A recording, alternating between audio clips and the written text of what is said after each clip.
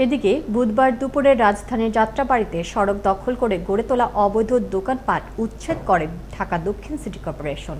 অভিযানকালে সড়ক দখল করে গড়ে তোলা বেশ কয়েকটি অস্থায়ী দোকান গুড়িয়ে দেওয়া হয়। সহকর্মী শওকত সাগরের প্রতিবেদন, ক্যামেরায় ছিলেন খলিলুর রহমান। বুধবার দুপুরে রাজধানীর যাত্রাবাড়ী শহীদ ফারুক সড়কে রাস্তা দখল করে গড়ে তোলা অবৈধ দোকানপাট নিরসনে উচ্ছেদ অভিযান পরিচালনা করে ঢাকা দক্ষিণ সিটি কর্পোরেশন। এ সময় রাস্তা দখল করে গড়ে তোলা বেশ কয়েকটি অস্থায়ী দোকান গুড়িয়ে ফেলা হয়। উচ্ছেদ অভিযানটি পরিচালনা করেন ঢাকা দক্ষিণ সিটি কর্পোরেশনের সম্পত্তি কর্মকর্তা মোহাম্মদ মনিরুজ্জামান।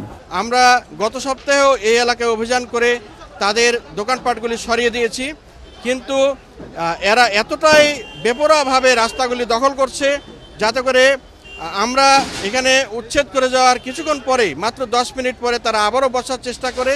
আমরা নিয়মিত অভিযানটি পরিচালনা করছি এবং স্থানীয় যে কাউন্সিলর মহোদয় আছেন ওনাকে আমরা বলেছি এবং এখানকার ট্রাফিক বিভাগ এবং যাত্রাবাড়ী থানাকে আমরা অনুরোধ করেছি তারা যেন এই বিষয়টি মনিটর করে।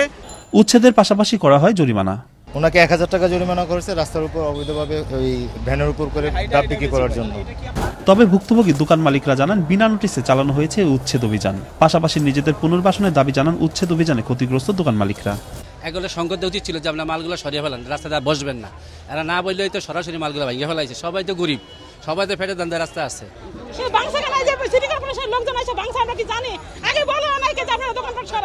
তবে এই উচ্ছেদ অভিযান নিয়ে জনমনে দেখা দিয়েছে এক মিশ্র প্রতিক্রিয়া।